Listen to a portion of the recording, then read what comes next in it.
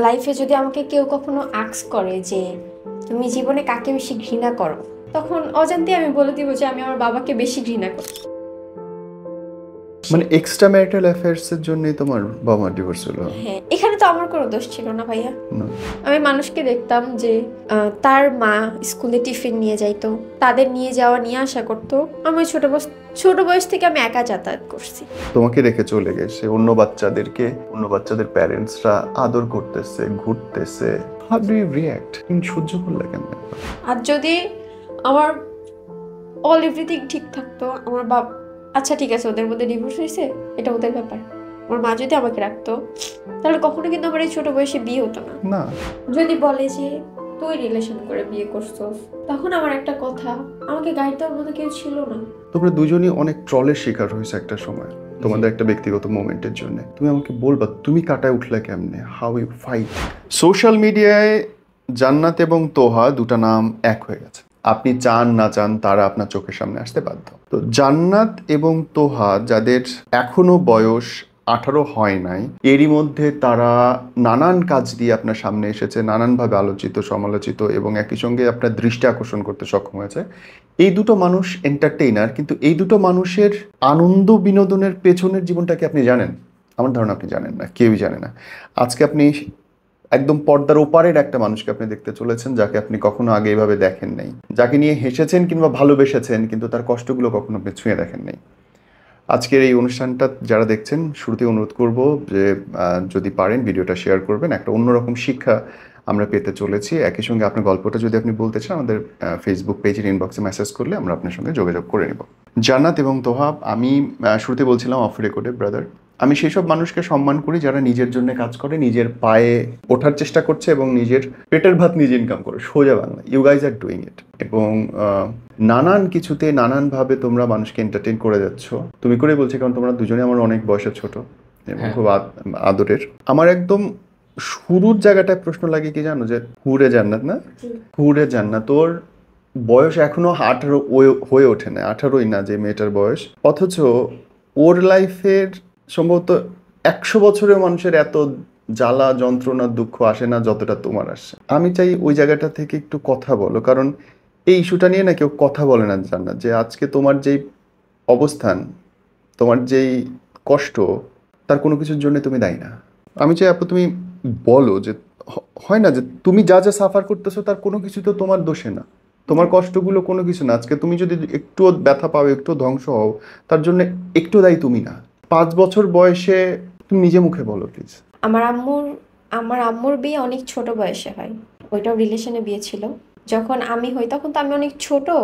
আমি সবার মানে এখন বড় হয়ে অনেকের কাছ থেকে শুনছি যে আমি কিভাবে বড় হয়েছি, বা আমারও কিছু কিছু মনে আছে। 4-5 বছরের মানুষ মনে রাখে, মনে থাকে। লাইফে যদি আমাকে কেউ কখনো আস্ক করে যে তুমি জীবনে কাকে বেশি ঘৃণা করো, অনেক মানুষ আস্ক করে না যে লাইফে তুমি কাকে বেশি ঘৃণা করো, তখন অজান্তে আমি বলে দিব যে আমি আমার বাবাকে বেশি ঘৃণা করি। কোজ মানে মানে একটা মেয়ের সব থেকে আপন মানুষ থাকে তার বাবা, মা বেশি একটা থাকে না। কোজ দেখবেন যারা ছেলে সন্তান হয় তারা মাকে বেশি ভালোবাসে, আর মেয়ে সন্তান দেখতেছি বাবাকে বেশি ভালোবাসে। এটা আমি শুনছি, বাট কখনো নিজের মধ্যে রিয়ালাইজ করতে পারি নাই, কোজ আমি আমার ছোট থেকে আমি আমার বাবাকে পাই নাই কখনোই না। না। যখন আমার মা জব করে, একজন টিচার, তো তখন আম্মু, আমার যখন অনেক ছোট বয়স তখন আম্মু জবটা পায় প্রাইমারি স্কুলে। তখন আম্মু জবে যাইতো, তখন আমার নানির বয়স অনেক কম। তখন আমার নানি আমাকে দেখতো।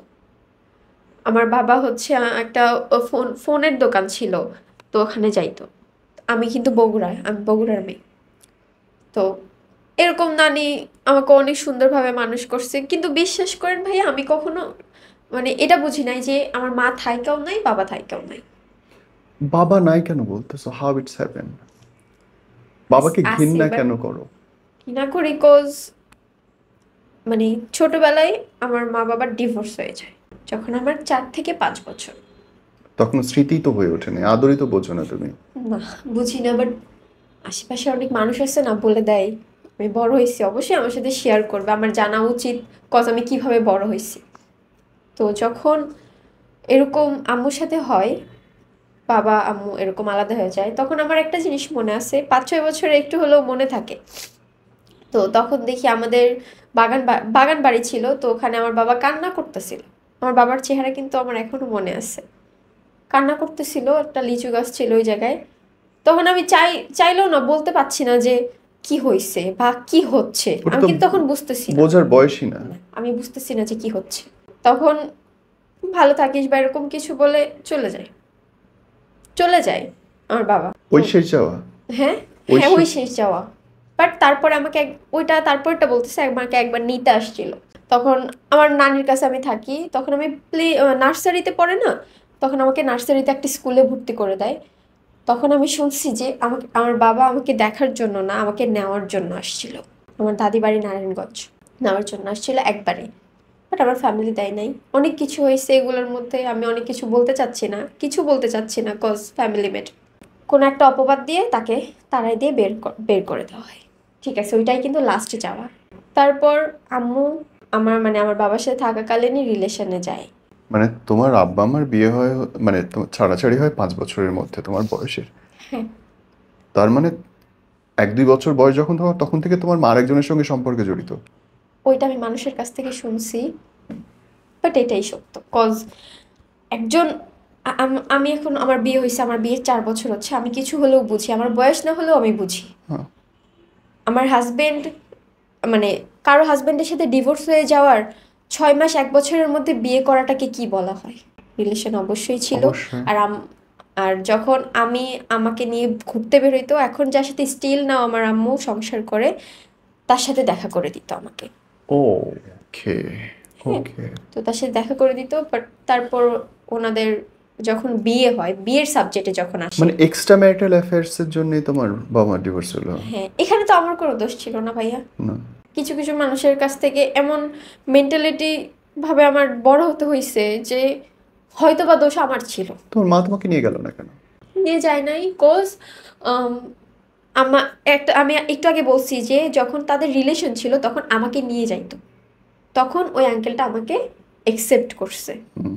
বাট যখন বিয়ে হয়, আঙ্কেলের ফ্যামিলি থেকে আমাকে একসেপ্ট করে না, এই জন্য আঙ্কেল আমাকে একসেপ্ট করে না। এবং তোমার মা সন্তানকে ফেলে দিল? নানির কাছে দিয়ে গেছে, এটাকেই তো ফেলে দেওয়াই বলে। কজ নানি আমাকে মাথায় তুলে রাখছে, একটা হনেস্ট মানুষ ছিল আমার জন্য উনি। বাট মা তো নানি তো মা, নানি। মা তো মা। মা ফেলে চলে যেতে পারে, এটা আমার না জানো বিশ্বাস হয় না।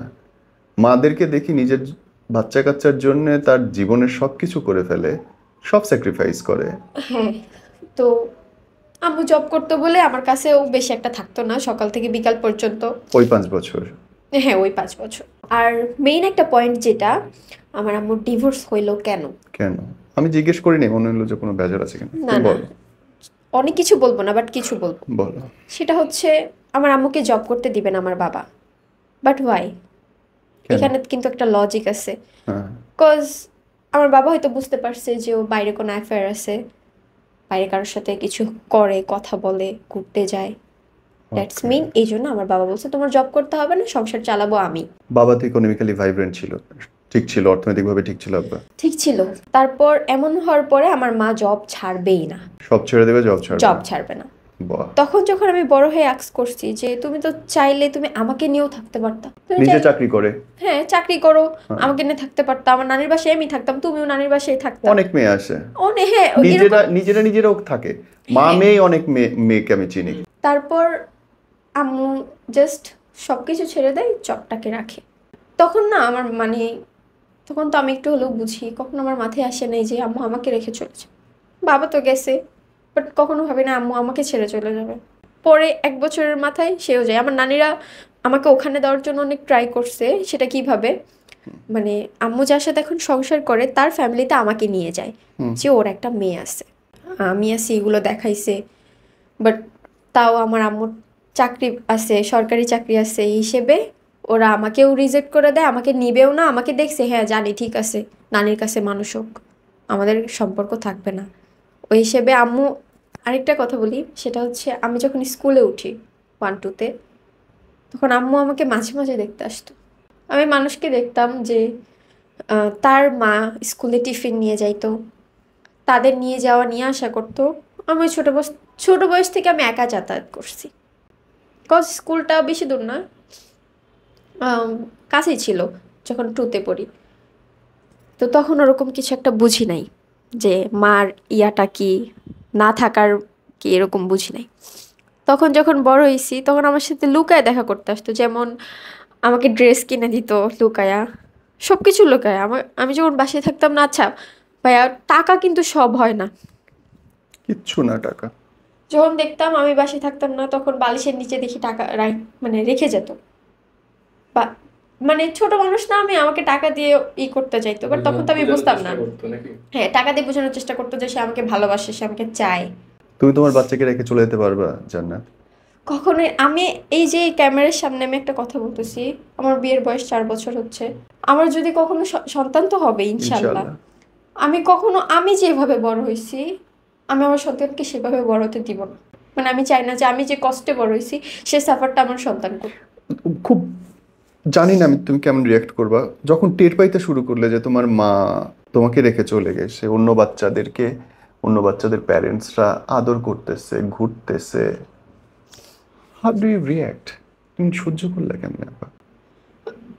ওইটাই তো, আমি অনেক অনেক খারাপ অবস্থায় ছিলাম ভাইয়া, বিকজ আমার নানির পায়ের হাড় ক্ষয় হয়ে গেছিল। ওকে। সো উনি আমাকে নিয়ে যাইতেও পারতো না, নিয়ে আসতেও পারতো একা না। একা যাইতে হতো একা আসতে? যাইতাম, একা আসতাম। যখন যাইতাম তখন দেখতাম যে তার মা বাবা তাদেরকে খাওয়াই দিচ্ছে টিফিনের টাইমে, এটা করতেছে সেটা করতেছে, আমি জিনিসগুলো নিতে পারতাম না।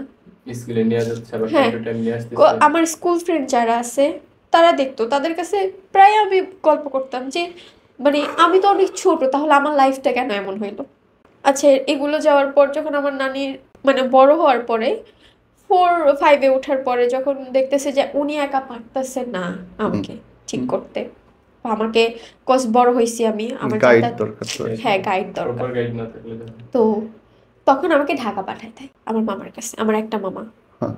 তখন আমি আমার মামার কাছে এখানে এসে ভর্তি হই। তো তখন থেকে কিছুদিন পর 8-9-এ আমি এখানে কিন্তু থাকছি, বড় হয়েছি, খাইছি, বাট মামা তো মামা আর মামি তো মামি, মামি তো মামিই হয়। মামা মামাই হয়। খাওয়া দাওয়ার কষ্ট সহ্য করছো কখনো? নানি বেঁচে থাকতে কখনো সহ্য করি নাই। আমার নানি ও দেখছে, কজ আমার নানি এই 27 তারিখে মৃত্যুবার্ষিকী 1 বছর হবে। ও নিজেই বলছে তোমার ফ্যামিলির একটা মানুষকেই ভালো লাগে না এক নানি ছাড়া। খোঁটা সহ্য করতে হইতো, খোঁচা। খোঁচাও সহ্য করতে হইতো, অনেক কিছুই সহ্য করতে হইতো, মুখে বলতো, কিছু লুকায় বলতো। কজ একটা মানুষ যদি আপনার নামে কিছু বলে লুকায়, আপনার ওনার ফেস দেখলে বুঝে যাবেন যে ওনার মধ্যে কিছু ঘাবলা আছে। জিনিসগুলো আমি এভাবে ফেস করছি। আমি যখন ক্লাস 4-এ উঠে ফোন পাই তখন এর মধ্যে কিন্তু আমার বাবা একটা বড় আমার খোঁজ নাই।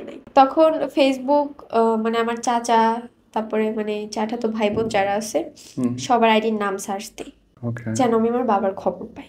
তখন কেউ আমার বাবার নাম্বার দেয় না, একজন ব্যক্তি আমাকে দিছিল, নাম বলবো না। উনি দেওয়ার পরে আমি আমার বাবাকে কল দিই, তখন আমাকে ডিরেক্ট বলে দিছে যে তুই যদি আমার কাছে আসতে পারিস তাহলে তুই আসবি, না হলে তুই আমার সাথে কোনো কন্ট্যাক্ট করবি না। তোমার বাবা চাইতো তুমি তার কাছে গিয়ে থাকো? এটা কিছুদিন আগেও বলছে, দেন আমি যখন ক্লাস 4-5-এ ওনাকে কল দিই তখনও বলছে। ওকে, তখন তুমি মামার কাছে? না, তখন আমি নানুর কাছে। কাছে। ওকে ওকে। তো তখন এই কথা বলছে, বাট আমার নানি আমাকে এত সুন্দরভাবে আগলা রাখছিল, তাকে রেখে যাওয়া একা রেখে যাওয়াটা তো সম্ভব হচ্ছিল না। আমার নানির একটা মেয়ে একটা ছেলে, দুইজন এরকম রিলেশন করে বিয়ে করছে, আমার নানিটা একা হয়ে গেছিল। তো আমাকে সুন্দরভাবে আগলা রাখে, তাকে ফেলে আমি কিভাবে যাই। বাট আমার একটা ইচ্ছা ছিল যে আমি না যাই, বাট সে যে আমার বাবা, আর মানুষের কাছে যেন আমি বলতে পারি যে না উনি আমার বাবা, আমার সাথে কথা বলে, আমার খোঁজ নেয়, জাস্ট আমি এইটুকু চাইছি। আমি ওনার কাছ থেকে কোনো, জানি না ভিডিও দেখবে কিনা, বাট আমি ওনার কাছ থেকে কোনো সম্পত্তি, আদারওয়াইজ কিছু, কোনো অধিকার আমি কিচ্ছু চাই না। আমি জাস্ট বাবার অধিকারটা চাই যে উনি আমার সাথে কথা বলুক, আমার খোঁজ নিক। মানুষের বাবা যখন কথা বলে খোঁজ নাই, আমার তো কষ্ট লাগে ভাই, আমার তো কেউ নাই। জড়াই ধরতে ইচ্ছা করে না আব্বার একবার? অবশ্যই, তা কেন ইচ্ছা হবে না কেন, মানে আমি চাইতামই যে, আমি ওকে বলছি বিয়ের পরে যে তুমি আমার একটাবার হলেও দেখা করাই দিবা, বাট সে যদি দেখা না করতে চায় তাহলে আমি কিভাবে দেখা করব? বলো না আব্বা আমি আসতে চাই, তোমার একবার দেখতে চাই। আসলে তুমি একবারে আসবা। এত জিদ কিসের? মার প্রতি এত রাগ আচ্ছা কিসের? মার প্রতি রাগ ঠিক আছে, বাট আমি কি করছি মাঝখান দিয়ে? তুমি তো বলের মতো হয়ে গেছো। মা লাথি দিতেছে একবার, বাবা লাথি দিতেছে একবার। বাবার সাথে কন্ট্রাক্ট করতে গেলে মা বকা দেয়, বাবারে কল দিতে গেলে বাবা আমাকে একবারে যেতে বলে, তাহলে আমি কোন দিকে যাব? Oh my God. এই যে ফুটবলের মতো খেলতেছে, অথচ কোনো দোষ তোমার না। না, আর যদি আমার অল এভরিথিং ঠিক থাকতো, আমার আচ্ছা ঠিক আছে ওদের মধ্যে ডিভোর্স হয়েছে, এটা ওদের ব্যাপার, আমার মা যদি আমাকে রাখতো তাহলে কখনো কিন্তু আমার এই ছোট বয়সে বিয়ে হতো না। না, আমি নিজের মতো পড়াশোনা করতে পারতাম, আমি সব করতে পারতাম, মানে আমার সংসার, নিজের একটা সংসার লাইফটা আমাকে ভয় তৈতো না। রাইট। এই কষ্টটা আমি কখনো কারো কাছে শেয়ার করি নাই। আমি ভাবলাম এই জিনিসগুলো আমার বলা দরকার। মানুষ না জেনেই জাজ করে, অনেক জাজ করে। আমি চাই এই জিনিসগুলো আমি সবাইকে বলি, সবাই আমাকে বুঝুক। কিসের ভেতর দিয়ে জান্নাত গেছে। যেই বয়সে, এই বয়সের বাচ্চারা মা বাবারা নিয়ে খেতে বাড়ায়, আড্ডা মারতে বাড়ায়, শিশু পার্কে যায়, তখন তুমি সংসারের থালা বাসন মাজতে ব্যস্ত এবং বাধ্য হয়ে। লোভ লাগে না, জেলাস হয় না, রাগ লাগে না? ও আমার বাবার সংসারে আরেকটা বাবু হয়েছে, ওই বাবুটাও মেয়ে বাবু, ফুল আমার মতো দেখতে। যে ছবিটা দেখাই, ফুল আমার মতো দেখতে। আমার নাম হুর এ জান্নাত তৃষা, আমাকে তৃষামণি বলে ডাকে, মানে দাদির সংসারের সবাই। আর ওর নাম রাখছে নূর এ জান্নাত এশামণি। এই জিনিসগুলো আমি নিতে পারি না, কজ একটা বাচ্চা বাপের বুকের উপর আর একটা বাচ্চা। হ্যাঁ, যে অধিকারটা আমার পাওয়ার কথা ছিল ওই অধিকারটা আমি পাচ্ছি না, সেটা অন্য কেউ পাচ্ছে। ব্রোকেন ফ্যামিলি আমার মনে হয় কি জানো, যারা বাচ্চা হওয়ার পরে ডিভোর্স নেয়, আল্লাহ মাফ করো, গুলি করে মেরে ফেলা উচিত তিনটারই। এটা কারণ বলতে একটা সংসারে ঝগড়া, অশান্তি, সুখ থাকবেই। দুঃখ সব থাকবে। থাকবেই, থাকবেই। কিন্তু যখন সন্তান হয়ে গেছে, তারপরে আর কোনো কিছু আসা উচিত না। না, আমার একটা জিনিস খুবই খারাপ লাগছে যে ওর মুখ থেকে শুনছি আমি, যে সবসময় বলে আসছে যে জান্নাতের লাইফ ঠিক করার জন্য, জান্নাতের লাইফ স্টাইলটা ঠিক করার জন্য বাবার সাথে সেপারেশন বা এরকম একটা কিছু। কিন্তু ওর লাইফটা ঠিক হইলো কই? আজকে তো আমার কাছে থাকতো না, ও থাকতো আর বাবা মায়ের কাছে, ও এখন পড়াশোনা করতো, ওর লাইফটা এনজয় করতো, আর একটা বিয়ের বয়স হইতো। So, যদি বলে যে তুই রিলেশন করে বিয়ে করছস, তখন আমার একটা কথা, আমাকে গাইড দেওয়ার মতো কেউ ছিল না, হ্যাঁ, কেউ ছিল না গাইড দেওয়ার মতো। নানি আর কতই দিবে? আমার নানি কিন্তু ক্যান্সারে মারা গেছে। আপনার ব্যস্ত বেশি করো, তার মানে তো রোগে ভোগে মরছে বাথরুমে। আমার নানার বয়স হয়ে গেছে। মামা কখনোই আপন হয় না, কখনোই না। হয়তো নানা নানি আমাকে আপন করে মানুষ করছে, উনি তো করবে না। এই লাইফ থেকে বাঁচার জন্য কি তাইলে অ্যাফেয়ার এবং বিয়েতে গেলে? এই লাইফ থেকে বাঁচার জন্য বলতে কি, সব শেষে কিন্তু একটা মানুষের শান্তির জায়গা তার ফ্যামিলি। আমার ওরকম শান্তির জায়গা ফ্যামিলি ছিল না।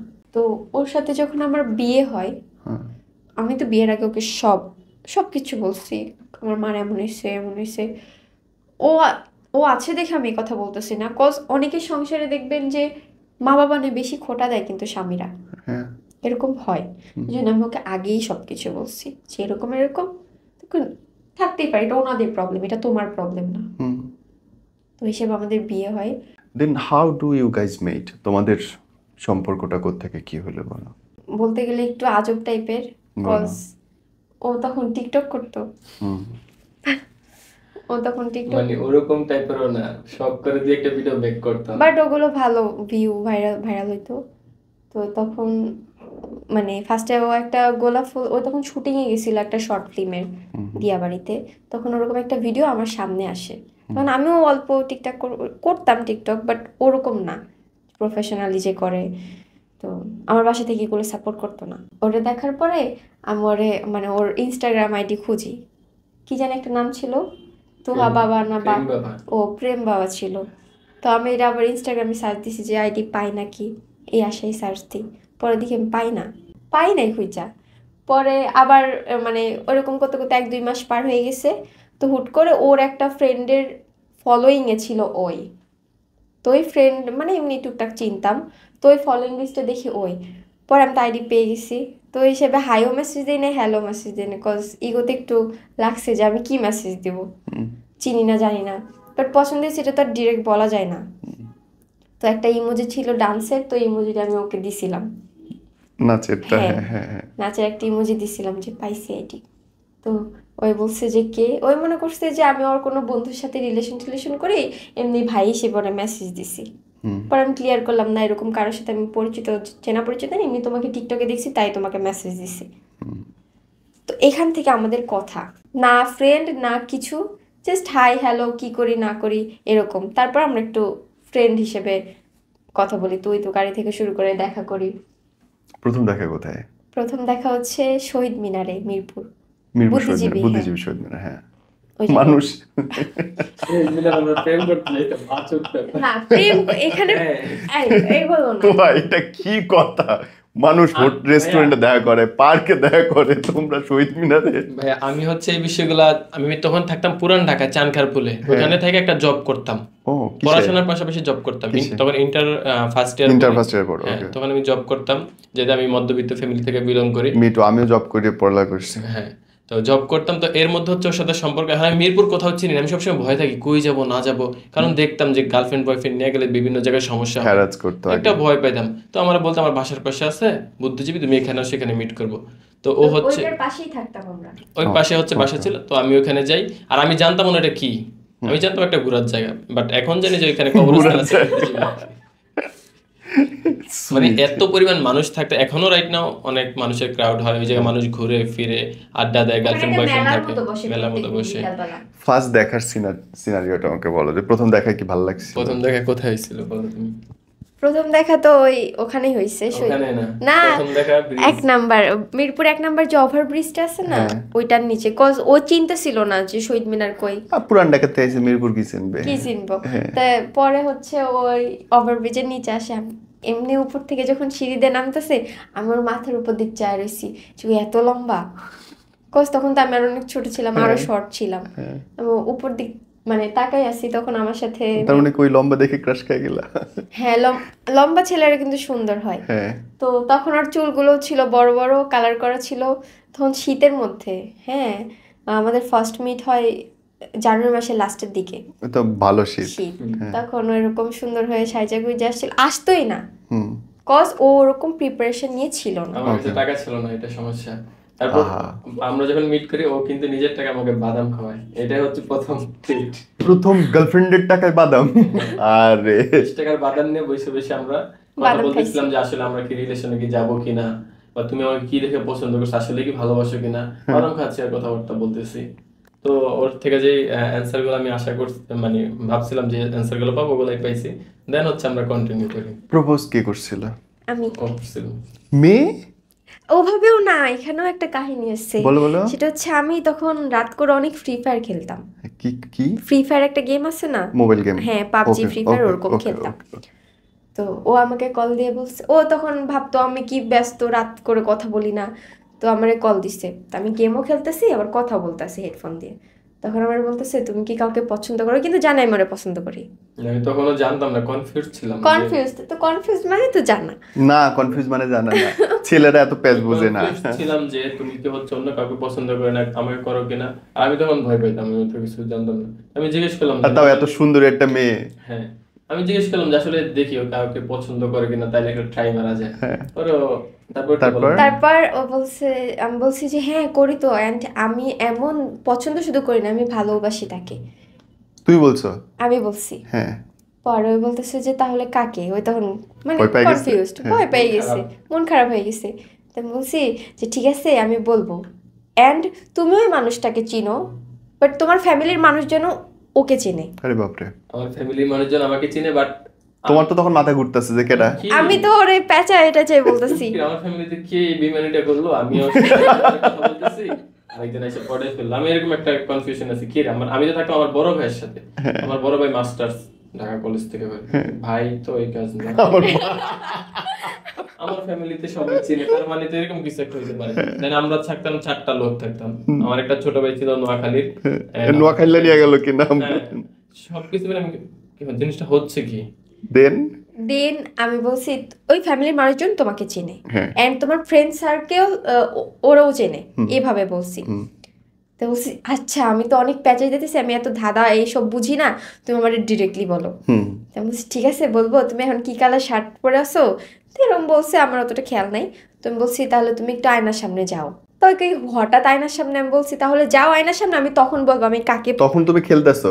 হ্যাঁ আমি ফ্রি ফায়ার খেলতেছি অলরেডি। কি দুষ্টুন মাইয়া রে, কানে কথা মুখে খেলতেছে আর এরকম একটা সিরিয়াস আলাপ করতেছে। হ্যাঁ এই জন্য তো এত সুন্দরভাবে ওকে প্রপোজ করতে পারছি।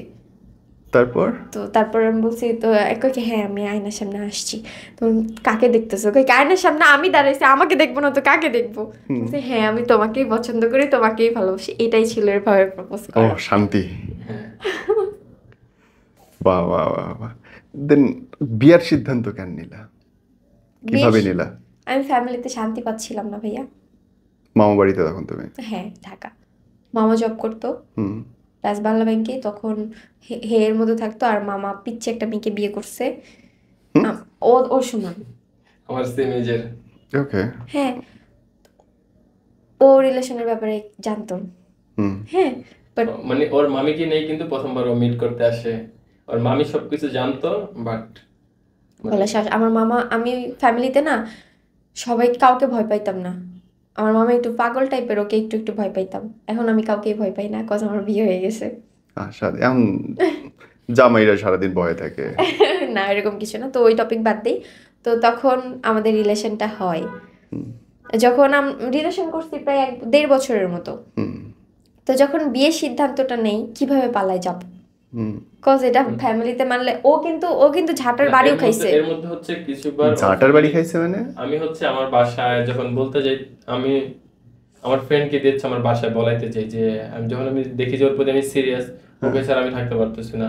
মানে আমার যাই হোক লাইফে আমার ওরে লাগবে, এবার প্রতিষ্ঠিত হই বা না হই ওর আমার লাগবে, আমার এরকম একটা ইন্টেনশন ছিল। তো ঝাঁটার বাড়ি মারলো কেডা? ওইটা ভাই ফ্যামিলি থেকে তো তখন আমি বড় ছিলাম, আমার ফ্যামিলি আমরা 3 ভাই। তো আমি তখন ইন্টার ফার্স্ট ইয়ার শেষ করে মাত্র সেকেন্ড ইয়ার। এই অবস্থায় যদি মার কাছে যা বলে আমি বিয়ে করব, তো জুতা মারা কথা, তো ঝাঁটা মারছে তো কমই মারছে। তো তখন কেউ সাপোর্টে ছিল না, শুধুমাত্র আমার একটা ফ্রেন্ড, যার কথা না বললে না, যার কারণে আজকে আমরা দুজন একসাথে। আমার বন্ধু সৌরভ, ও না থাকলে কোনো কিছু পসিবল হতো না, আমরা একসাথে থাকতে পারতাম না। এবার বিয়ের গল্প বলো, কেমনে হইলো? তো আমি বলতে পারতেছি না, ও বলতে যাচ্ছে না। হ্যাঁ ওরে বাপ রে। হ্যাঁ না গুছিয়ে বলতে পারবো না। বিষয়টা হচ্ছে মাইকটা একটু কাছে নিও। হ্যাঁ বিষয়টা হচ্ছে একটা পর্যায়ে ওর ফ্যামিলি থেকে মানে তেমন একটা পাচ্ছে না, শান্তি পাচ্ছে না। মানে আপনি বলেন মেন্টালি শান্তি আর যা যা দরকার পাচ্ছে না।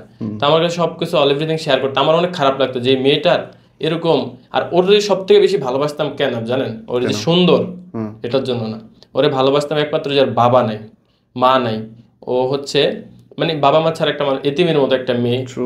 মামা মামির কাছে থাকে, মামা মামি তো ওরকম ভাবে টেক কেয়ার করে না, কারণ বাপ মার ভালোবাসা কি আমরা জানি। যেমন আমার বাবা মা, আমার আম্মা আব্বুর যে অবস্থা, অন্য কোনো জায়গায় হইলে 2-3 বার ছাড়াছাড়ি হইতো, কিন্তু একমাত্র আমাদের আমি তখন ছিলাম, আমি বড় ছেলে আর আমার ছোট ভাই, আমাদের 2 সন্তানের দিকে তাকে আমার মা অনেক কষ্ট সহ্য করছে, অনেক কিছু করে সংসার এখনো মতো আছে।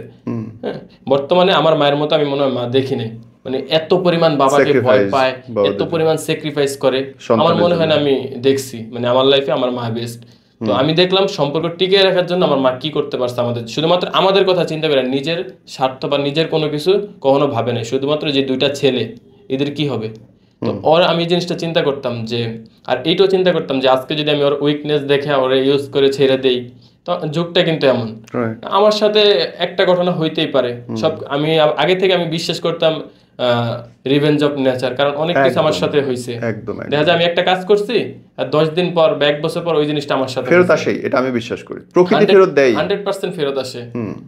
তো এই জিনিসটা চিন্তা করে আমি এখন কখনো ছাড়তে চাই না। ওর প্রতি ভালোবাসাটা বাইরে গেছে যে যাই হোক ওই যেমনই হোক, ওর ফ্যামিলি যেমন হোক, ওর ফ্যামিলির সাথে আমি থাকবো না, ওর সাথে থাকবো, ওর আমি বিয়ে করবো।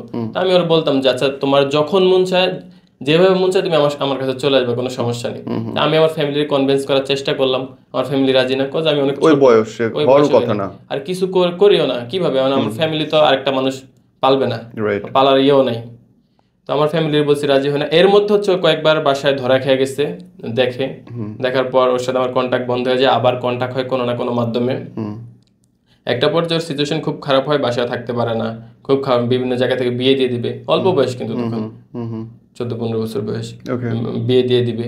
তো এই অবস্থায় একটা বড় লোকের কাছে, বয়স্ক লোকের কাছে ওর বিয়ে দিয়ে দিবে, যেগুলা অনুচিত, ঘেন্না লাগে তো এগুলো চিন্তা করতে।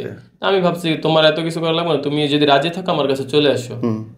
ও ও বলছে আমি তো চলে আসবো কিন্তু আমার ফ্যামিলিতে। আমি ফ্যামিলির কথা চিন্তা করে লাভ নাই, তোমার ফ্যামিলি যা করবে তোমাকে বিদায় করে দেওয়ার জন্য করবে। বোঝা রাইট বোঝা রাইট। তুমি একটা বোঝা এখন, তুমি আমার কাছে চলে আসো, আমার কাছে তুমি সারা জীবন থাকবো, কোনো প্রবলেম নেই। দেন হচ্ছে আমরা বিয়ের ডিসিশনটা নিই। আর এটার মধ্যে আমি তখন আমি অল্প কিছু টাকা যোগ করতাম। তো সব কিছু মিলে আমি চিন্তা করে অনেকবার ভাবছি যে আসলে বিয়েটা করা কি ঠিক হবে, আমার ফ্যামিলি কি। তোমার এখন বয়স কত? আমার এখন বয়স 22 বছর। ও আল্লাহ, তার মানে এখনো পড়ালেখাই করছো? অনার্স চলছে? অনার্স চলছে। তো আমি চিন্তা করলাম যে ভাগলা কেমনে, ভাগার দিনের গল্পটা বলো। ভাগার দিনের গল্পটা হচ্ছে এবার এবার ওরে দাও দেখো ওর ভার্সন কি, ভাগের গল্প বলো। তখন লকডাউন ছিল। লকডাউন, আর আমরা জানতাম না ওই দিন যে লকডাউন বা গাড়ি ঘোড়া বন্ধ। লকডাউনের দিন ভাগছো? হ্যাঁ, একটা লঞ্চ চলতেছে না, একটা বাস পর্যন্ত চলতেছে না, কিন্তু আমার ঢাকা থেকে চাঁদপুর যেতে হবে, আমার শ্বশুর বাড়ি চাঁদপুর। তো তখন কিভাবে যাই, ওই যে তখন বললো তুমি চাঁদপুরে? আমি আমার বাসা চাঁদপুর, আমি থাকি ঢাকায়, পুরান ঢাকায়। ওকে ও তো আমাকেই নিয়ে যাবে। হ্যাঁ হ্যাঁ। তো ওর সাথে যে ফ্রেন্ডের কথা বললো সৌরভ ভাইয়া, তো ভাইয়াটা আমাদের অনেক হেল্প করছে অনেস্টলি। না স্যার, এখনো স্টিল না, যে কোনো বিপদে পড়লে আমার লাইফে আমি ওরকম কোনো ফ্রেন্ড পাই নাই যে যার কাছে সবকিছু শেয়ার করা যায়, যার কাছে সবকিছু বলা যায়। তো আমার একটা বন্ধু আছে, ওর কথাগুলো একটু তিতা একদম মুখের ওপর বলে দিবে যে এইটা সত্য। রাইট। হ্যাঁ, ও সবসময় ভালো চায় আমাদের। এখনো বন্ধু কোনো বিপদে পড়লে ও পারুক আর না পারুক, যে আমি এটা করার এবিলিটি নেই, এটা করার চেষ্টা করে। মাশাআল্লাহ মাশাআল্লাহ।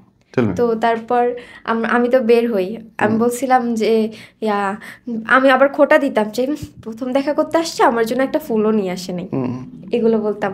পরে দেখি একটা না, এত বড় গোছার মতো ফুল নিয়ে আসছে আমার জন্য, যখন আমাকে নিয়ে যাবে একবারে। জিনিসটা আমার কাছে অনেক ভালো লাগছে। তো তখন সিএনজি নিতে বলছি যে মামার অফিসের সামনে দিয়ে যাবো, আমাদের দেখে ফেলবে। তখন আমি সিএনজি নিয়ে আমরা আসি কোথায়, 1 নম্বরে, মিরপুর 1-ই। মাজার রোড থেকে সিএনজি দিয়ে আমি মিরপুর 1-এ গেছি। তো যে দেখি বাস চলতেছে না। ও তখন বাস চলছে, বাসে করে আমরা হচ্ছে সায়দাবাদ যাই বাসের জন্য, মানে বড় বাস চলতেছে না আর কি, ছোট বাস। তো সেইখানে গিয়া দেখি কোনো বাস নাই। আচ্ছা ঠিক আছে, বাস নাই, আমরা লঞ্চে যাই। হ্যাঁ, যদি লঞ্চ নাই কি করবো, একটা বিপদে পড়ে গেছি। এখন আমার মাথায় ঘুরতেছে, ওরে বাসায় দিয়া দিলে তার মানে বুঝা যাবে কালকে ওরে বিয়ে দিয়ে দেবো, আর আমি পাবো না। মানে কি করবো, বাসায় জানাজানি হয়েই গেছে। আমি আবার আরেকটা সলিড কাজ করছি, সেটা হচ্ছে আমার ফোনের সিমের নাম্বার তো সবাই জানতো। সলিড কাজ করছি। হ্যাঁ, আমি বলছি ফোন দিয়ে যে যখন আমরা বের হয়েছি সিনজি তোরছে ফোন দিয়ে দিছে, বাসায় ফোন দেয়া আম্মুরে ফোন দিছি আমি, কজ আমি তো মামারে ফোন দিতে পারবো না, বুঝে যাইবো। পরে আমি আম্মুরে ফোন দিয়ে বলছি এরকম আমি একটা ছেলের সাথে রিলেশন করি, নাম বলবো না, বাসা কোথায় সেটাও বলবো না, আমি চলে যেতেছি। মা কি কইলো শুনে? আমি তো শোনার সুযোগে দেই না, কাটটা সিম খুইলা ফালাই দিছি। এইটাও বলছে যে তোমরা যদি আমি যার সাথে যাচ্ছি সে আমার হাজবেন্ড হবে, তার নামে যদি কোনো প্রকার মামলা করো বা কোনো প্রকার আইনি সিদ্ধান্ত নিতে যাও তাহলে আমার আর পাইবা না, এটা বলে ফোনটা বন্ধ করে সিমটা ফালাই দিছে। ওরে সলিড। তারপর তো এদিক দিয়ে খোঁজাখুঁজি শুরু। আমরা হচ্ছে এখন বিপদে পড়ছি সায়দাবাদে এসে। হ্যাঁ, যাবো কই কি করব, ঢাকা শহরে থাকার মতো হয় নাই, কারণ আমি ব্যাচেলার। আর গ্রামে যেতে পারলে আমার ভাই ব্রাদার কোনো একটা ম্যানেজ করে আমি বিয়ে করে থাকতে পারবো। তখন কোনো কিছু পাইতেছি না। দেন ওইখান থেকে আরেকটা সিএনজি নিয়ে আমরা মোটামুটি নারায়ণগঞ্জের এরকম একটা কাছে যাই। এখন ওইখান থেকে আমার যাইতে হবে, কোনো কিছু নেই, চিটাগাং রোড যাই। ওখান থেকে আমার চাঁদপুর যেতে হবে, কোনো কিছু নাই। পরবর্তীতে না পায়রা দেখতেছি ট্রাকে করে মানুষ যেতেছে, বৃষ্টি হইতেছে, তখন ট্রাকে করে মানুষ যেতেছে। কি বলো? হ্যাঁ, এই বৃষ্টির মধ্যে আমরা 2-3জন ট্রাকে উঠছি। আমরা তখন একটা ট্রাক ভাড়া করি, আরো মানুষ ছিল, অনেক মানুষ ছিল। তো আমরা ট্রাকের মধ্যে উঠি, আর উপরে দিয়ে বৃষ্টি হচ্ছে, আর আমরা যাইতেছি ওই যে গোমতী সেতু কি কি সেতু আছে এগুলো পার হয়ে, আর উপরে বৃষ্টি হইতেছে। উপরে বৃষ্টি হচ্ছে। ওরে আমি কোনো রকম আমার শার্ট মার দেয়া ওরে বসে রাখছি, বসে আমি উপরে দাঁড়িয়ে আছি যাতে তোর গায়ে বৃষ্টিটা কম লাগে। আর আমি জানতাম না যে আজকে লকডাউন, আজকে সকালে আমি ওরে নিয়ে চলে যাবো, আমি জানতাম না আজকে লকডাউন। কোনো কিছু চিন্তা না করে কালকে রাত থেকে প্ল্যানিং করছি, বন্ধু আইসে গ্রাম থেকে, সকালবেলা আমি ওরে নিয়ে গেছি। Too much. তুমি কি দেখা এই ছেলের প্রতি এত ভালোবাসলা, এত ছোট বয়সে এত কিছু? কিছুই নেই কিন্তু না, সেটা হচ্ছে একটা মানুষের ভালোবাসা কি আর কিন্তু সব থেকে মানে একটা ইম্পর্টেন্ট। হ্যাঁ, অনেক ইম্পর্টেন্ট। তো ও আমাকে যখন আমার রিলেশন হয় তখন ও আমাকে বের হইতে দিত না, ভিডিও কলে দিয়ে রাখতো যে কই যাইতাছি না যাইতাছি, কোন ড্রেস পরে যাচ্ছি, কিভাবে যাচ্ছি, এইটাই তোমার ভালো লাগতো? এইগুলা এক নাম্বার। এটা না শাসন, এটা তো মানুষ মানতে চায় না।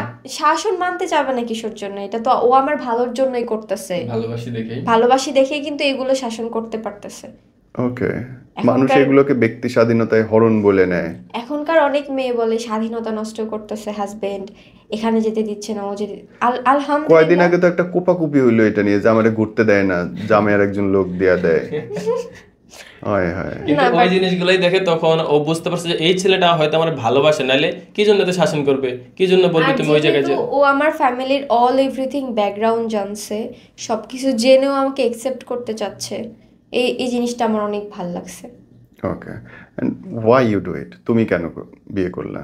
ওকে, ওই যে ওকে আমি বিয়ে করার কারণটা আমি আগে বলে দিছি। ওর প্রতি আমার অন্যরকম একটা মায়া ছিল, যে যেহেতু মেয়েটার লাইফে এত কিছু, এত কষ্ট, আমি ভাবলাম যে মেয়েটার না এত কষ্ট, যেহেতু এই মেয়েটার দেখি আমি জীবনটা সুন্দর করতে পারি কিনা। ওর জীবনটা এখন যে অবস্থা আছে আমার কাছে, আমি যদি বেটার করতে পারি, আমি একটু কষ্ট হবে, কিন্তু আমি চিন্তা ছিলাম ইনশাল্লাহ কখনো না কখনো জীবনটা বেটার করবো, ভালো রাখবো। তোমরা টিকটকে ভাইরাল হলো কবে থেকে?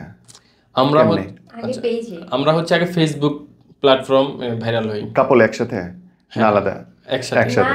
আমি বলি আমাদের মানে লাভ অ্যানিভার্সারি যেটাকে বলে, আমি ওই দিন মানে প্রপোজ করলাম গেমস খেলতে খেলতে ফায়ার ফ্রি ফেব্রুয়ারির 11 তারিখে। তো তখন মানে আমাদের 4 বছরের হচ্ছে রিলেশন হবে বিয়ের পরেই, কিন্তু 2023 সালে। তো ফেব্রুয়ারি 11 তারিখে আমি একটা ভিডিও করি, সারপ্রাইজিং ভিডিও, মানে ডাইনিং এ অনেক সুন্দর করে কেক টেক দিয়ে সাজাইছিলাম। ও তখন বাইরে জাস্ট সিম্পল একটা ফুল নিছে, একটা গেঞ্জি নিছে, 300 টাকা দামের একটা গেঞ্জি। তখন আমাদের যেটা, এটাই তো অনেক কিছু। সেই সময় ওর কাছে টাকা ছিল, আমি এইটাই বলতেছি, টাকা না থাকা হচ্ছে 300 টাকাতে একটা গেঞ্জি নিছে, এটা সবথেকে মজার বিষয়। আর ফুল নিছে, ফুল নিয়ে আমার বাসার নিচের থেকে এসে সারপ্রাইজিং দিছে, দিয়ে আমার বাসায় নিয়ে গেছে। আর এটা একটা ভিডিও করছে ছোট ভাই, আর আমাদের একটা পেজ ছিল, মনে হয় 120 লাইক ছিল। তখন আমরা সবাইকে বলতাম লাইক দাও, লাইক দাও, কিন্তু ভিডিও করতাম না, যে ভিডিও করব সোশ্যাল মিডিয়াতে ভাইরাল হবে এরকম কোনো কিছু আমার মাথায় ছিল না। তখন আমার মাথায় ছিল আজকে আমার বেতন 12,000, কালকে কিভাবে 14,000 15,000 টাকা করে আমরা সুখে থাকতে পারবো, এই চিন্তাটা আমার মাথায় ছিল। তো ওর মধ্যে বলতো যে আসে ভিডিও টিডিও করে, আমি পারতে দিতাম না, কোনো ভিডিও করা যাবে না। তো ওই ভিডিওটা ও হচ্ছে আমার না বলে ফেসবুকে ছেড়ে দেয়। ছেড়ে দেওয়ার পরে 1-2 মাস কোনো রেসপন্স নাই। ওকে বললো ছাড়তে দিবে না, ওকে, মানে লুকায় ছাড়ছিল। হ্যাঁ, কোনো রেসপন্স নাই, 2 মাস 6 মাস কোনো কিছু নেই। হঠাৎ একদিন দেখি আমার এখানে খালি নোটিফিকেশন আসে, দুইটা ভিউ ভিউ প্রায় 1 লাখ। ওকে, তারপর ওইখান থেকে 2 মিলিয়ন 3 মিলিয়ন ওই ভিডিওটা হিট করে। হিট করার পর ও আমরা বলে দেখো আমরা ভিডিও করি, অনেকেই তো করে, বিভিন্ন এক্সাম্পল দেখাইছে আমরা, যে তুমি তোমার জব করো, আমরা রাতে একটা ভিডিও করে সকালে ছাড়লাম, সমস্যা কি, আমরা ফ্যামিলি লাইফ টাইম গুলা ছাড়লাম। পরে আমি ওর সাথে এগ্রি হয়ে আচ্ছা ঠিক আছে করি। দেন হচ্ছে ও ভিডিও মেক করতো, আমার শিখাইতো এইভাবে। আমি তো যেহেতু আমি 3-4 বছরের মধ্যে নাই, তো দেন হচ্ছে আমরা একটু একটু করে ভিডিও করি, আর আলহামদুলিল্লাহ আমরা গ্রো করি। তো একটা পর্যায়ে আমাদের 200K 300K ফলোয়ার হয়। দেন হচ্ছে আমাদেরকে আবার কিছু মানুষ, আমাদের ইনফ্লুয়েন্সাররা বুদ্ধি দেয় যে তোমরা টিকটকে অ্যাক্টিভ হও, টিকটকে কিন্তু ভালো পপুলারিটি আছে, ওখানে ভালো কাজ আছে। ইউটিউবে আছে, ইউটিউবে অ্যাক্টিভ হয়। দেন আমরা ইউটিউবে অ্যাক্টিভ হই, টিকটকে অ্যাক্টিভ হই। ইউটিউবে এখন আমরা তেমন ভাবে ইউটিউবে এখনো কিন্তু আমরা ওইভাবে অ্যাক্টিভ না, বাট টিকটকে ও অ্যাক্টিভ, আমি না। টিকটকে তোমাদের না কার একটা পেজ চলে গিয়েছিল, তাই কি? টিকটকে ব্যান হয়েছিল কি কখনো? না, আমাদের হয়নি। তোমাদের না? ওকে, কত মিলিয়ন এখন ফলোয়ার? কত কার কত? 1.2 মিলিয়ন। তুমি কি করো নাকি দুইজন? আমার একটা অ্যাকাউন্ট আছে, আমি তেমন করি না, মাঝে মধ্যে মন চাইলে যে একটা ভিডিও করলাম 5-6 দিন পর ছাড়ি। আমার ওখানে প্রায় 2.5 লক্ষর অধিক ফলোয়ার আছে। আমি করি টিকটক এমনি, যখন টিকটক মজা, আমি যখন এমনি সময় পাই না, ও বাহিরে গেছে কি করব, তখন একটু সাজুগুজু করে করে, এই সিম্পল। রান্না বাড়া পারো? বাসায় কাজকর্ম পারে? বউ পারে? তুমি বলো। বললে তো ঝামেলা। বলো। একরকম রান্না খাইতে খাইতে না আমার আর ভালো লাগে না, মানে সব সময় একরকম রান্না, মুরগি ডিম ডাল ভর্তা। মুরগি ডিম ডাল ভর্তা, এই 4টা আইটেম। না, গরুর মাংস শুধু মজা করে রান্না করতে পারে, আর একটাও মজা হয় না। রিসেন্ট তাও এখনো মাঝে মাঝে লবণ হয় না। সব খাবারের মজা হচ্ছে লবণে, তরকারি যতই মজা হোক লবণ না হইলে কিন্তু খাওয়া যায় না। রাইট, এই জিনিসটাই হয়। আমি তোমার সাহস চিন্তা করতেছি, তো বইয়ের পাশে বইসা খাবারের লবণ হয় না কও, আজকে তো বিষ খাওয়াবে গেলে। অনেক সময় বলে তো রান্না করবো না, বাইরের থেকে খাবার কিনে না খাবো। কালকে রাতও বাইরে থেকে খাবার কিনে, যে আমার খাবার ভালো লাগতেছে না, যাও বাইরের থেকে আনো, কিছু করার নাই মাঝে মধ্যে। কজ নানির কাছে মানুষ হইছি না, উনি কখনো আমাকে মানে আমি যে ভাত খেয়ে রেখে দিব প্লেট, এইভাবে রেখে দিতাম, আর সবসময় তুলে খাওয়াইতো আমাকে। আমি এক গ্লাস পানি ঢেলে খাইতাম না। এখন কি খাওয়ায়? তুলে খাওয়ায়? না, আমাকে তুলে খাওয়াই। Oh, that's sweet. বাট বেশি আমিই খাওয়াই। তুমি ছোট, তোমারই দায়িত্ব বেশি হয়ে গেছে। হ্যাঁ, অনেক দায়িত্ব হয়ে গেছে। দেখবেন বাইরের থেকে আসবে, হ্যাঁ, কোনো মতে কোনো ফ্রেশ হওয়া নাই, কোনো কিচ্ছু না, ওই আবার ফোনটা নিয়ে শুয়ে পড়ছে। এটা সব জামাই করে, আমিও করি, গিয়ে গোসল করে শুয়ে পড়ি ফোন নিয়ে। আপনি তাও গোসল করে শুয়ে পড়েন, ওর তো কিচ্ছু না, ওই কোনো মতে মানে খাইবো, জেনে খাইবো, নেই সব কিছু রাখবো, কাপড় এদিকে একবার এদিকে একবার সব ছড়াছিটা। আমি আবার এগুলো পছন্দ করি না, গুছানো একটু পছন্দ করি, রান্না করি আর না করি। ঝগড়া হয় কি এগুলো নিয়ে বেশি? এগুলো নিয়ে ঝগড়া হয় না, তবে আগে প্রচুর পরিমাণে আমাদের ঝগড়া হইতো। বাইরে যাওয়া নিয়ে। দিনে 2-3 বারে ঝগড়া হইতো। কি নিয়ে? বাইরে যাওয়া নিয়ে? কি কাহিনী, ও কত বল। ফ্রেন্ডদের সাথে আড্ডা দিত, শুধু আমাকে টাইম দিত না, এগুলো নিয়ে। একটা পর্যায়ে আমি হচ্ছে যখন সোশ্যাল মিডিয়াতে আসি দেখি আমি অনেক টাইম ফ্রি, তো আমি ফ্রেন্ড সার্কেলদের সাথে অনেক বেশি আড্ডা দিতাম। তো এইটা আর সহ্য হতো না যে কোনো মেয়ের সাথে চলাফেরা কিনা। আর এখনকার জেনারেশন সব ছেলেদের মেয়ে থাকেই, মেয়ে পার্টনার থাকেই, হ্যাঁ, ফ্রেন্ড যাই বলেন না কেন। এখনো ছেলে মেয়ের পার্থক্য খুব একটা বেশি কেউ করে না। হ্যাঁ, কিন্তু ও শুধু বউরা করে জামাইয়ের ক্ষেত্রে। ও করে জামার ক্ষেত্রে, রাইট। তো আমি আমার ফ্রেন্ড সার্কেলদের মিশতাম, অবশ্যই তাদের থাকতো, তো ওই এফেক্টটা আমার উপর পড়তো যে আমার আছে কিনা, এটা নিয়ে ঝগড়া হইতো বেশি। সন্দেহের তীর। হ্যাঁ, সন্দেহের তীর। আর এটা খুব বাজে লাগতো যখন ভাই আমি একটা জিনিস করি না, সেটা নিয়ে কথা সাথে আমার কন্টাক্ট নাই, করলে মানে নিতাম, করি না, কিন্তু সেটা নিয়ে আমার বারবার কথা শুনতে খুব বাজে লাগতো। আর এখন আলহামদুলিল্লাহ বাইরেও যায় না, শুধু হচ্ছে মানে যদি বের হয় ভিডিওর ক্ষেত্রে বের হয় না, সারাদিন ঘরেই থাকে। ওকে, দুজনেই তো এখন সোশ্যাল মিডিয়া দিয়েই নিজেদের ক্যারিয়ার সাজাইছো, তাই তো?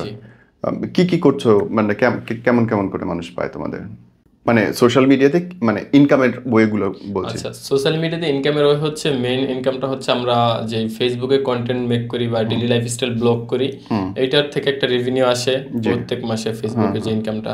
দেন হচ্ছে আমরা স্পন্সরশিপে কাজ করি ওকে, বিভিন্ন ধরনের কোম্পানির সাথে। এই প্রশ্নটা করতে ইচ্ছেই করে, সর্বোচ্চ কত ইনকাম করছো এক মাসে? সর্বোচ্চ ইনকাম অনেস্টলি বললে 5 লাখ টাকার মতো ইনকাম করছি। মাশাআল্লাহ, মাশাআল্লাহ, খুব ভালো। তোমাদের কি একসাথে ইনকাম আসে নাকি সেপারেট, আলাদা? না না না, আমরা দুজন একসাথে। আমার তো ভোটার আইডি হয় নাই। কিন্তু ওর আবার এখন এক্সট্রা ইনকাম আসে নিজের। কোনটা?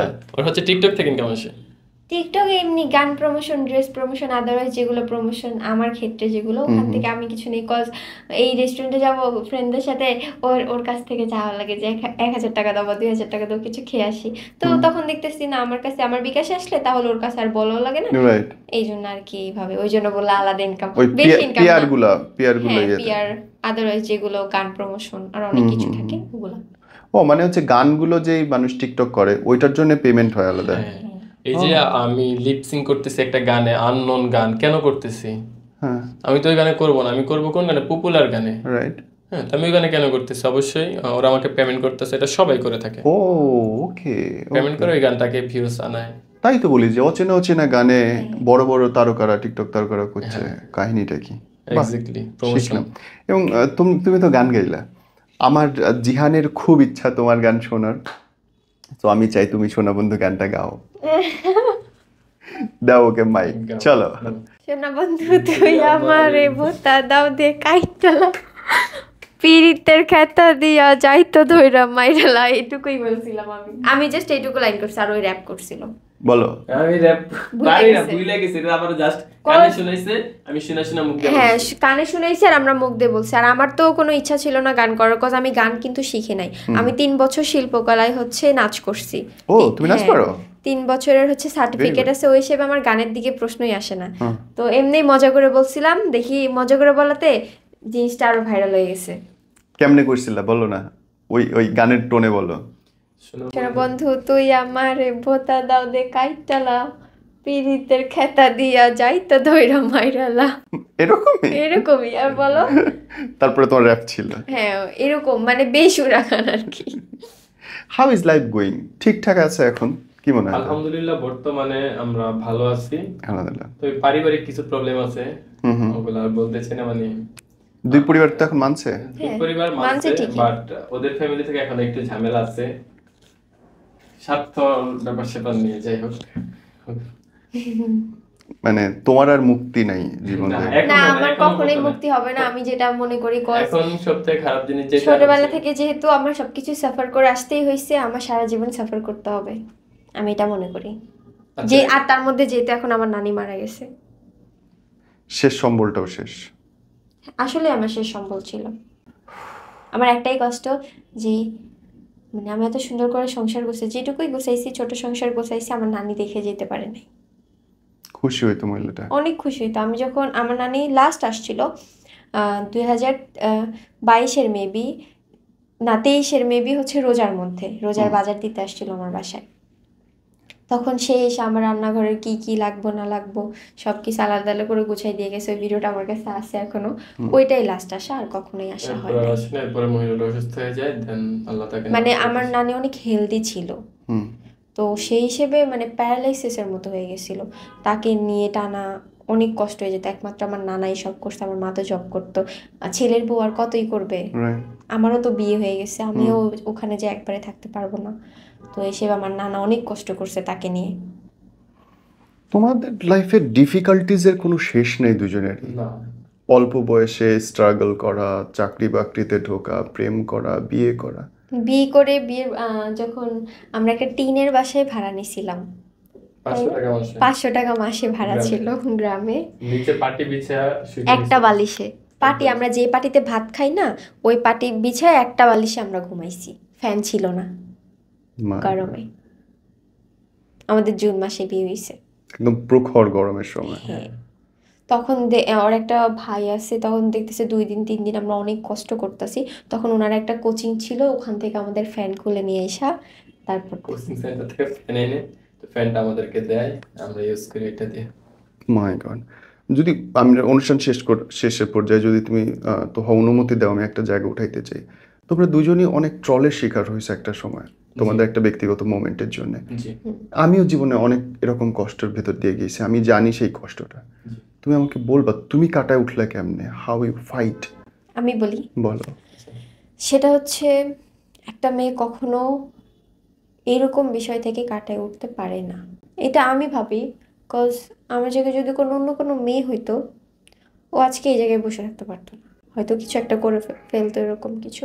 বিষয়টা হচ্ছে আমাদের যখন এই প্রবলেমটা হয়, আমরা কিন্তু হাজবেন্ড ওয়াইফ, ট্রু, লিগ্যাল, পবিত্র সম্পর্ক।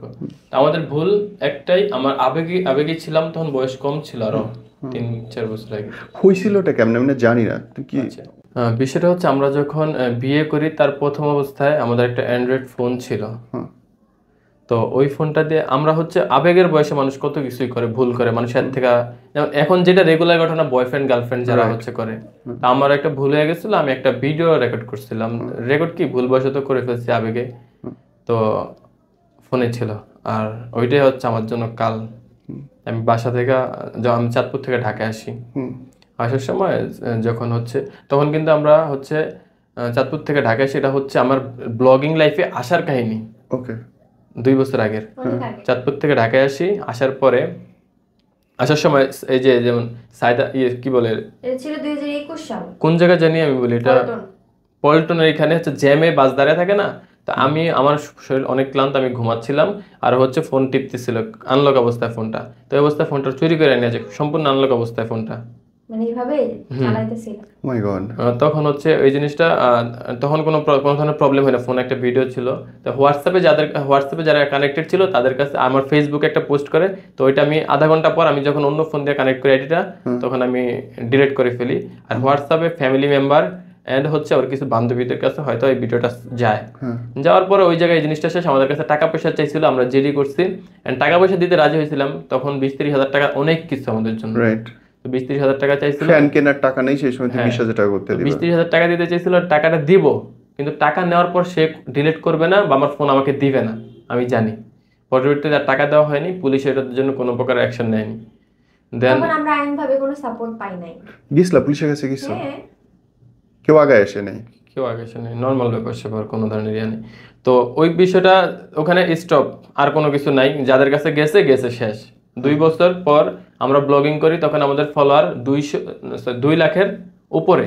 2,60,000 তখন মানুষ আমাদেরকে চিনে।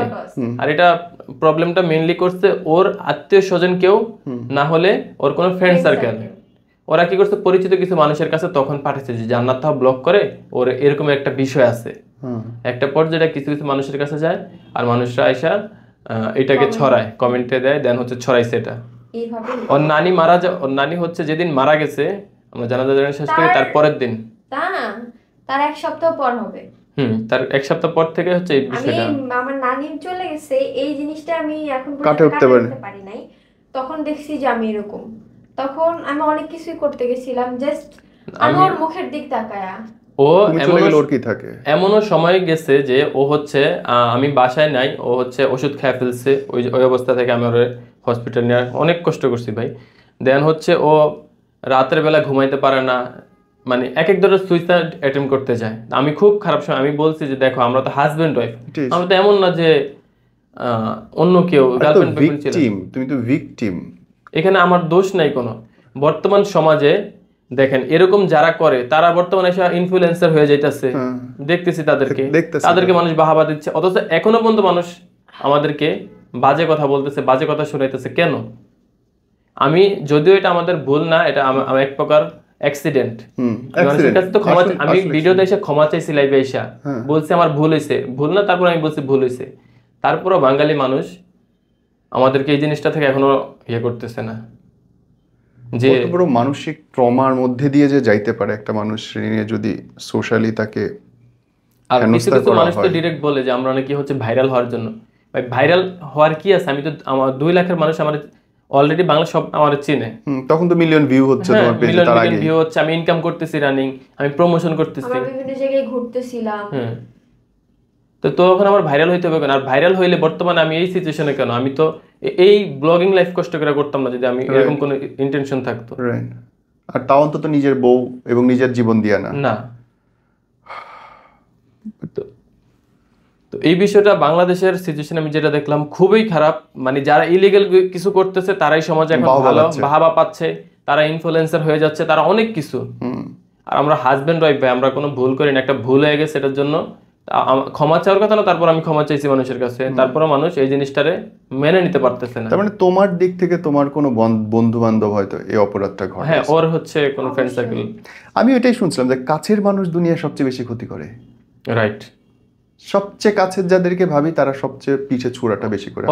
ওর যে ফ্রেন্ড করছে আমি জানি, কিন্তু আমি নাম বলতে চাচ্ছি না, আর ওর লাইফটা নষ্ট করতে চাচ্ছি না।